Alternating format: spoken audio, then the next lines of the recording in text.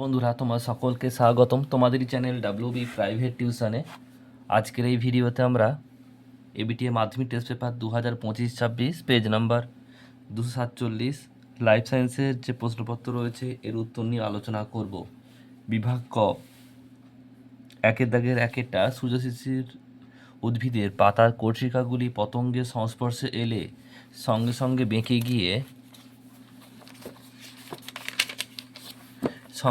বেঁকে গিয়ে পতঙ্গকে আবদ্ধ করে যে চলন তা হলো অপশান নাম্বার বি, কেমোনাস্টিক চলন। একের দাগে 2, ফল পাকানোর জন্য যে হরমোন স্প্রে করা হয় ইথিলিন, অপশান নাম্বার ঘ। একের দাগের 3, পেশি টান ও দেহের ভারসাম্য নিয়ন্ত্রণ করে মস্তিষ্কের যে অংশ লঘু মস্তিষ্ক, অপশান নাম্বার গ। একের দাগের 4, বার্ধক্য ও ক্যান্সারের সঙ্গে সম্পর্কিত ক্রোমোজোমের অংশটি টেলোমিয়ার, NOR টেলোমিয়ার হবে, এটা অপশান নাম্বার, এটা 2 নম্বর অপশানে আছে, সুটেলোমিয়ার হবে। একের দাগের 5, অপুংজনির মাধ্যমে কোন ধরনের মৌমাছি সৃষ্টি হয়, এটা হচ্ছে পুরুষ মৌমাছি, অপশান নাম্বার গ। একের দাগের 6, কোনটি ক্রোমোজোম সংখ্যা 3N ট্রিপ্লয়েড, তাহলে এখানে হবে শস্য নিউক্লিয়াস, অপশান নাম্বার গ। এখানে দেখো রেণু হচ্ছে N হয়, গ্যামেটও N হয়, আর নির্ণীত নিউক্লিয়াস 2N হয়, আর শস্য নিউক্লিয়াসটা হচ্ছে 3N হয়। নেক্সট প্রশ্ন, কালো বর্ণ ও অমসৃণ লোমযুক্ত গিনিপিকের জিনোটাইপ হবে, অপশান নাম্বার ক সঠিক উত্তর হবে। নেক্সট প্রশ্ন, একের দাগের 8, নিচের কোন জোটটি সঠিক নয়, অপশান নাম্বার ঘ, হিমোগ্লোবিনের গঠনগত ত্রুটি হিমোফিলিয়া। একের দাগের 9, দুটি সংকর লম্বা মানে ক্যাপিটাল টি স্মল টি মটর গাছের ইথর পরাগজক থেকে উৎপন্ন 100টি মটর বীজকে অঙ্কুরোদ্গম ঘটালে কতগুলি সংকর মটর পাওয়া যাবে। আমরা প্রথমে সংকরায়ন করে দেখাবো, দেখব যে capital T small T, capital T small B, capital T capital T, capital T small T, small T capital T, আর স্মল টি। তাহলে এখানে দেখো বলেছে যে সংকর লম্বা উৎপন্ন 100টি মটর গাছের মধ্যে কতগুলি সংকর লম্বা বলেছে। সংকর লম্বা মানে কটা আছে, দেখো 4টের মধ্যে 2টো আছে, এর মধ্যে 4টের মধ্যে সংকর লম্বা 1টা 2টো আছে, একটা বিশুদ্ধ লম্বা, একটা বিশুদ্ধ বেঁটে, আর 2টো হচ্ছে সংকর লম্বা। তাহলে এখানে 50% হচ্ছে তোমার সংকর লম্বা। মোট কত ছিল 100, তাহলে 100 50% হচ্ছে 50, তাহলে 50টি, অপশান নাম্বার খ। নেক্সট প্রশ্ন, অরিজিন অফ লাইফ পুস্তকটি রচনা করেন কে, ওপারিন, অপশান নাম্বার গ। একের দাগের 11, পাখির ডানা, পতঙ্গের ডানা, বাদুড়ে প্যাটাজিয়াম, মানুষের হাত, এগুলি দৃশ্য হচ্ছে মানুষের হাত। একের দাগের 12, বিদেশ থেকে আসা পার্থেনীয় বংশবিস্তার দ্রুত ঘটায় এবং ওই অঞ্চলের স্থানীয় দুর্বল প্রজাতির উদ্ভিদকে ধ্বংস করে, ইহা কি প্রকার সংগ্রাম, এটা হবে আন্তঃপ্রজাতি সংগ্রাম। একের দাগের 13, সিউডোমোনাস জীবাণু নাইট্রোজেন চক্রের কোন ধাপের সঙ্গে যুক্ত, এটা হচ্ছে ডিনাইট্রিফিকেশন। একের দাগের 14, জলে পারদ দূষণের ফলে মানব দেহে যে রোগটি হয় সেটা হচ্ছে মিনামাটা।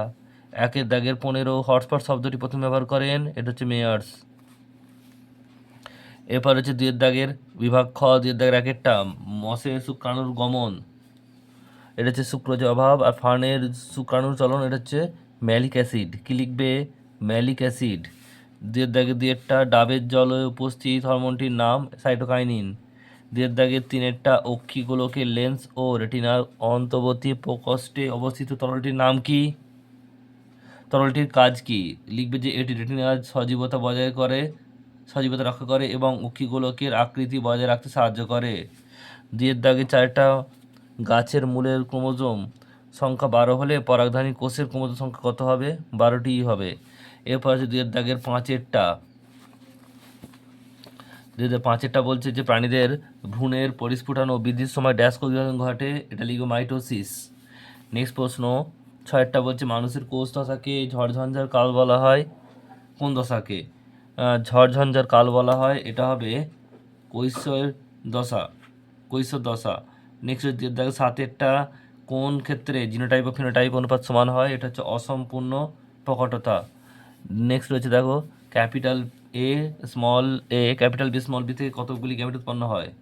আমাদের এরম টাইপের একটা প্রশ্ন আসে, তো আমাদের জানতে হবে যে এখানে হেটারোগ্যামেটিক অবস্থায় কটা রয়েছে দেখো, এখানে ক্যাপিটাল এ স্মল এ এটা একটা হেটারোগ্যামেটিক, আর এখানে ক্যাপিটাল বি স্মল বি এটা হেটারোগ্যামেটিক। হেটারোগ্যামেটিক মানে কি, মানে একটা ছোট একটা বড় হবে, আলাদা হবে দুটো। আর হোমোগ্যামেটিক মানে দুটো সেম হবে, দুটো এও হতে পারে, দুটো ক্যাপিটাল এ হতে পারে বা দুটো স্মল এ হতে পারে, কিন্তু হেটারোগ্যামেটিক হতে গেলে একটা ছোট একটা বড় হতে হবে। তাহলে এখানে দুটো আছে, আমাদের ফর্মুলা হচ্ছে 2n। এখানে n মানে 2, কটা জোড়া হেটারোগ্যামেটিক জানতে হবে। তার 2 মানে 2 স্কোয়ার মানে 4টি, উত্তর কত হবে 4টি। এইভাবে বের করতে হয় তোমাদের, এইরকম টাইপের প্রশ্ন একটা আসে। উত্তর তাহলে কত হবে 4টি। এরপর স্তম্ভ মেলাতে হবে, লাল বর্ণান্ধতা এটা ডি হবে, অর্থাৎ বায়ু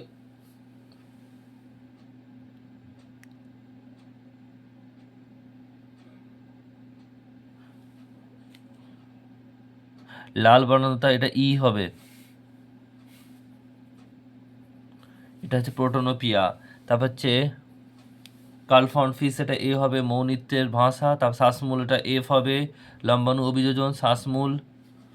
এরপর হচ্ছে গ্রাফটিং এটা হবে সি, অর্থাৎ স্টক ও সিয়ন। জলাভূমি এটা হচ্ছে বি, জলের পুনর্নবীকরণ। আর এসপিএম এটা হচ্ছে ডি, অর্থাৎ বায়ু দূষণ। এরপর হচ্ছে দেখো তোমাদের সত্য মিথ্যা 15টা বলছে ফাইট আর ফ্লাইট নির্দেশ আসে পিউটাই থেকে, এটা ভুল। পায়রার রেমিজেন্সের সংখ্যা হচ্ছে 12টি, এটাও ভুল। ফার্নের অনুক্রমে রেণুদশাটি ডিপ্লয়েড হয়, এটা ঠিক। নেক্সট বলছে রোলার জীব অটোজোমাল প্রকট জিন দ্বারা নিয়ন্ত্রিত হয়, এটা ঠিক। মানুষের অ্যাপেন্ডিক্স হলো একটি লুপ্তপ্রায় অঙ্গ, এটাও ঠিক। 20টা ঝাড়গ্রামে অবস্থিত আরাবাড়ি জঙ্গল PBR এর জন্য বিখ্যাত, এটা ভুল।